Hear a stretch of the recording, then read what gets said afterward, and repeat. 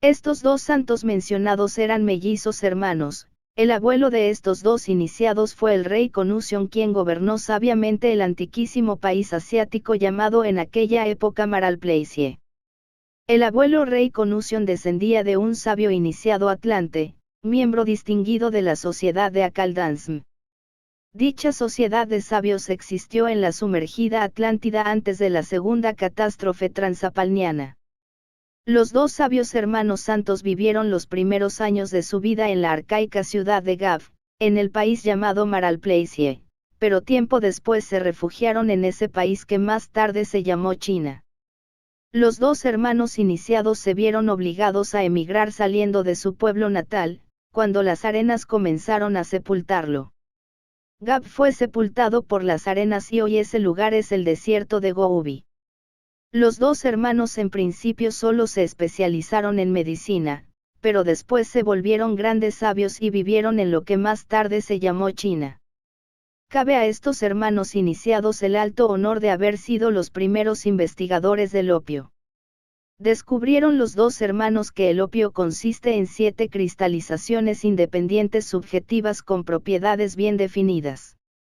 Trabajos posteriores vinieron a demostrarles que cada una de estas 7 cristalizaciones independientes consistía a su vez en otras 7 propiedades o cristalizaciones subjetivas independientes y estas a su vez en otras 7 y así indefinidamente.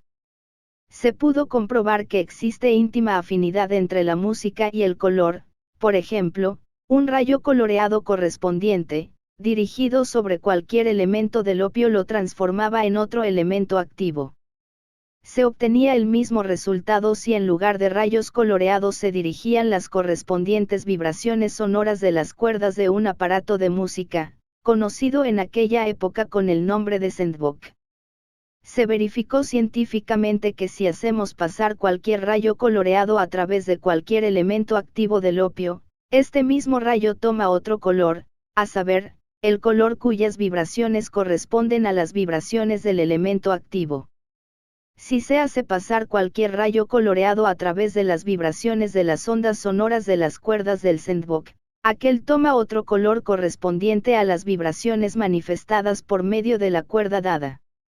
El sandbox fue un aparato de música formidable, con el cual se logró verificar el poder de las notas musicales sobre el opio y en general sobre todo lo creado. Si un rayo coloreado definido y vibraciones sonoras definidas con entera exactitud, se dirigían sobre cualquier elemento activo del opio elegido, entre los que poseían menor número de vibraciones que la totalidad de las vibraciones del rayo coloreado y el mencionado sonido, el elemento activo del opio se transformaba en otro elemento activo del mismo.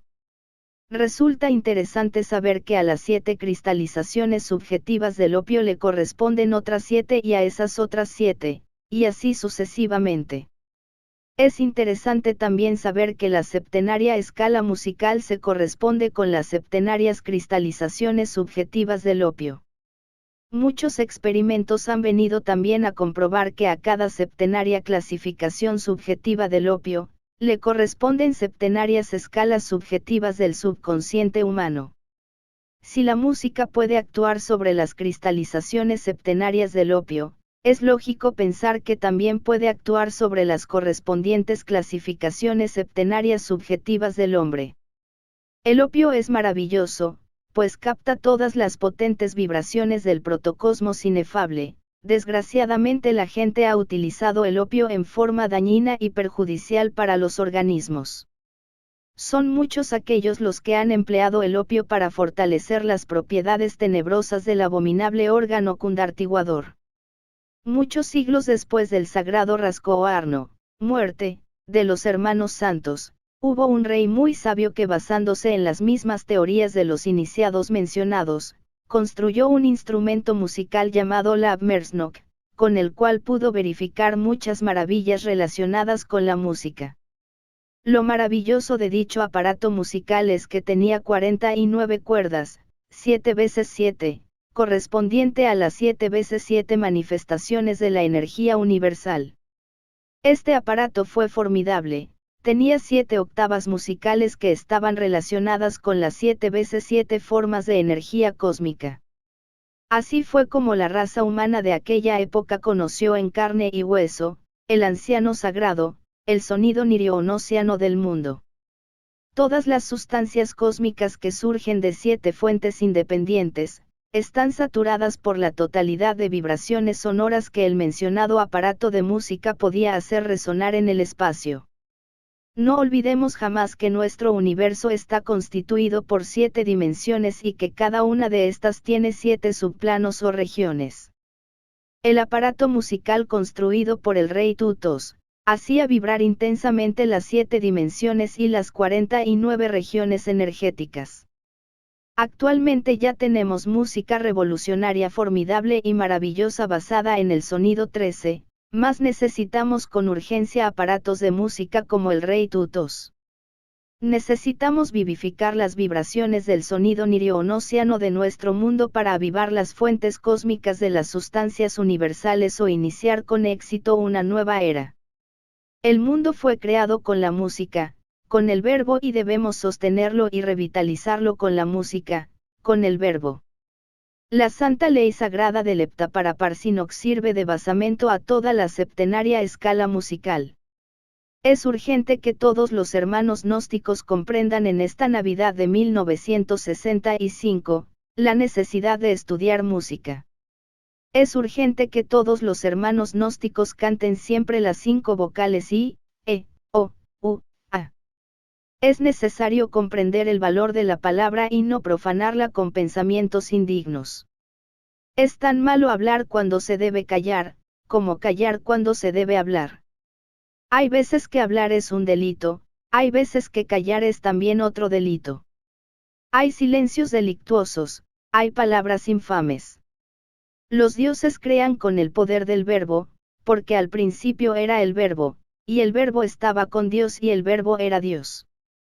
Existe una lengua universal de vida que solo la hablan los ángeles, arcángeles, serafines, etc. Cuando el fuego sagrado florece en nuestros labios fecundos hecho verbo, la palabra se hace carne en nosotros. Todos los mantrams que conocen los ocultistas son únicamente sílabas, letras, palabras aisladas del lenguaje de la luz. Al que sabe, la palabra da poder, nadie la pronunció, nadie la pronunciará sino solamente aquel que lo tiene encarnado. Capítulo 2 El derviche Bojario Adhiyesvatstrov. Cierta vez, mientras viajaba por el continente asiático un gran sabio venido de ignotos lugares, en la región que se denominaba Bojara, acertó a establecer cordiales relaciones con un derviche danzante cuyo nombre era Adhisefi Boghaedin. Era un hombre muy entusiasta por el esoterismo sagrado y cada vez que encontraba a alguien en su camino, le hablaba de estos estudios. Cuando encontró a nuestro sabio la alegría fue grande, sonreía dichoso y el tema a tratar versó entonces sobre esa ciencia china antigua llamada Satchaimernis. Lo que hoy se sabe sobre esa ciencia misteriosa conocida por los mellizos chinos iniciados de los cuales hablamos en el capítulo primero de este mensaje, son solo fragmentos de una totalidad formidable. En otros tiempos cuando todavía vivían en China estos dos mellizos iniciados, se denominaba a dicha ciencia así, totalidad de la información verdadera acerca de la ley de non-aplicidad. Ciertos fragmentos de esta augusta ciencia permanecieron intactos y pasaron de generación en generación a través de muchos hermanos iniciados en los grandes misterios. El sabio de nuestra historia se sintió muy feliz al platicar con el derviche sobre esa antiquísima ciencia china, de la cual nada saben los sabiondos modernos de tipo occidental. El colmo del entusiasmo llegó a nuestro sabio, al ser informado por el derviche sobre otro derviche amigo de este último, quien según informes residía en la Bojara superior alejado de todos y que se dedicaba a ciertos experimentos misteriosos relacionados con esta misma ciencia. El derviche invitó a nuestro sabio a darse un paseo por aquellas montañas de la Bojara superior con el sano y bello propósito de visitar a la Anacoreta. 3 días de viaje por entre montañas escarpadas y caminos solitarios condujeron a los dos hombres de esta historia hasta una pequeña garganta situada entre los montes de la Bojara superior. En dicha montaña, de acuerdo con el relato que ha llegado hasta nosotros, El derviche pidió al sabio que lo ayudara a apartar una pequeña plancha de piedra y cuando lo hubieron hecho, apareció ante los dos hombres una pequeña abertura de cuyos bordes partían dos barras de hierro. El relato dice que el derviche unió ambas barras y comenzó a escuchar muy atentamente y que al cabo de breves instantes, surgió de las mencionadas barras un extraño sonido y para sorpresa del sabio de esta historia, el derviche pronunció entonces sobre la abertura algunas palabras en un lenguaje que le era totalmente desconocido. Cuando el derviche concluyó de hablar, los dos hombres de este relato colocaron la plancha de piedra en su lugar y siguieron avanzando. Fue todavía mucho lo que tuvieron que caminar por entre valles y montañas profundas hasta llegar a cierto lugar donde se detuvieron frente a una gran roca. El derviche en un estado de gran tensión parecía estar aguardando algo muy especial. De pronto una enorme piedra se abre y forma una entrada misteriosa que conduce a una especie de cueva. Los dos hombres penetraron en la caverna y avanzaron hacia el fondo misterioso pudiendo observar que el camino estaba iluminado alternativamente por gas y electricidad. Después de haber recorrido una distancia considerable dentro de la caverna se encontraron a un anciano de edad indescifrable y de cuerpo demasiado alto y delgado, quien los recibió con los saludos acostumbrados y los condujo más al interior de la cueva. Este era el amigo del derviche y su nombre fue Adjiasbatstrov. El anciano ermitaño condujo a los dos hombres hasta una sección muy cómoda de la caverna y luego se sentaron todos en un fieltro que cubría el piso y comieron eso que se llama en el Asia, frío de Bojaria, silaplav, servido en ollas de barro, que el anciano trajo. Los dos hombres platicaron con el anciano ermitaño durante la comida. El tema fue naturalmente la apasionante ciencia china llamada Satchai-Mernis. La ciencia de este viejo es la ciencia de las vibraciones. Todo lo que es, todo lo que ha sido, todo lo que será está sometido a la ciencia de las vibraciones. El ermitaño había dedicado su vida al estudio de las vibraciones, el Satchai-Mernis. El ermitaño había estudiado muy a fondo la teoría asiria del gran Malmanás y la teoría árabe del famoso sabio Selneabás y la griega de Pitágoras y en general todas las teorías chinas. Este hombre había construido en forma modificada el monocorde de Pitágoras, el famoso aparato de música con el cual Pitágoras realizaba sus experimentos. Dicho aparato es muy complejo y está lleno de vibrómetros que le sirven para medir las vibraciones de las cuerdas. El anciano ermitaño era un verdadero sabio y había construido muchos aparatos para medir con exactitud las vibraciones. Dijo el anciano que en la antiquísima civilización de Ticliamis existían muchísimos aparatos especiales para medir las vibraciones. El ermitaño hizo luego varias demostraciones con las vibraciones musicales, sopló aire con un pequeño fuelle sobre los tubos de un aparato de música de viento, los cuales iniciaron una monótona melodía de 5 tonos, los vibrómetros indicaron con exactitud el número de vibraciones. Junto al aparato de música se colocó una maceta de flores. Cuando el ermitaño concluyó su monótona música, las flores de la maceta estaban intactas. Después el viejo ermitaño se trasladó desde el antiguo monocorde al piano de cola, provisto también del vibrómetro para medir las vibraciones y comenzó a golpear determinadas teclas del piano produciendo la misma monótona melodía. Cuando el anciano dejó de tocar no quedaron en la maceta sino los restos marchitos de las flores que antes estaban llenas de vigor y belleza. En esta forma el anciano demostró el poder vibratorio de las ondas musicales sobre la materia.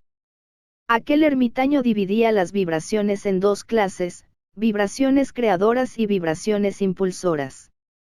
Dijo el anciano que con tripas de cabra se podían fabricar cuerdas especiales para la producción de vibraciones creadoras y con los instrumentos de viento como las trompetas, flautas, etc., se obtienen vibraciones impulsoras.